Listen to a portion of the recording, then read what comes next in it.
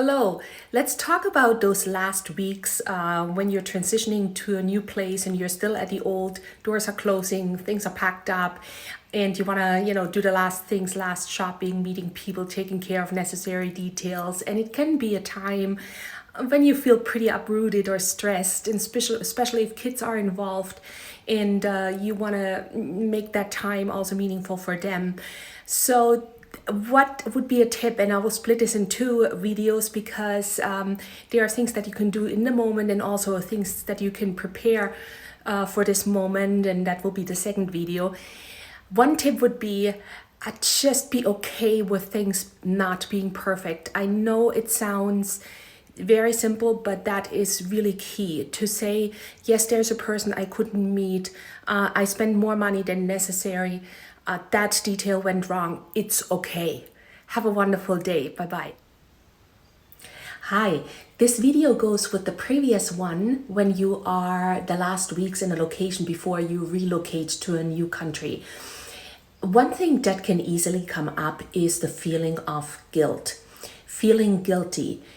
Because you cannot meet your own expectations, the things that are on your list maybe to do, expectations of other people, also maybe feeling guilty towards your partner and the kids, feeling you cannot do them justice in how they can close up their time in the country.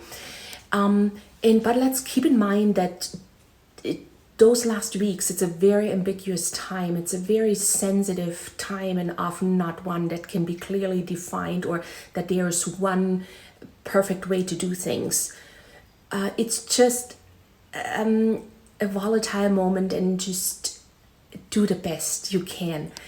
And just don't give into the feeling of guilt. Have a wonderful day. Bye-bye. Hi, this is another little video regarding those last weeks in a country before you move, just having some more thoughts coming up. Don't forget to laugh. That's what easily happens to me when I get all busy and tense and stressed and uprooted and so on. I forget to laugh. So whatever can help you, that's another tip. Make sure things stay upbeat and just find things that keep you upbeat and make you laugh. Next thing, just breathe, find ways to relax, take a hot shower, bath. Those could be little things. Also, then the other thing is engage other people. Just don't feel bad to ask people for help in the season, to watch the kids so you can pack something up and so on. Just feel free to reach out. You're not selfish. Okay, I hope this helps. Just a few more thoughts. Bye-bye.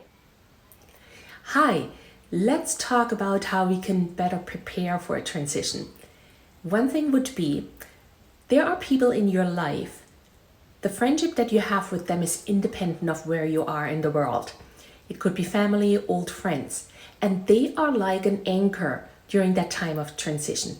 So we want to really nurture those relationships, no matter what, all the time, because we know once we go through a transition, they are like an anchor, they are like a staple, because it doesn't matter if we connect with them from one country or another, it just feels the same and is the same connection. It's something that really supports us in a transition where we can feel uprooted, where we have a lot of goodbyes, where we go to a new place and try to get to know new people.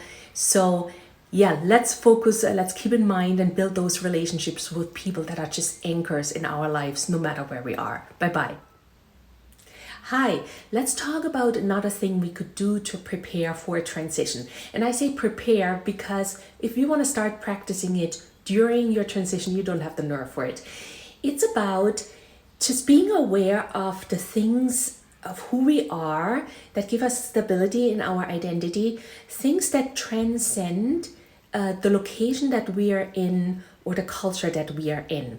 Let's say, for example, I love colors, and no matter where I will be, it's just I love colors. I'm curious. Some people could say they are outgoing. They like to discover something new. Whatever it is, find those things that no matter where you are, they describe you, that they are you. And it gives you, it sounds silly, it might sound silly, but just recalling those things during those times of feeling uprooted, it can just give you a sense of, yes, there's a stability there too. Have a wonderful day. Bye bye.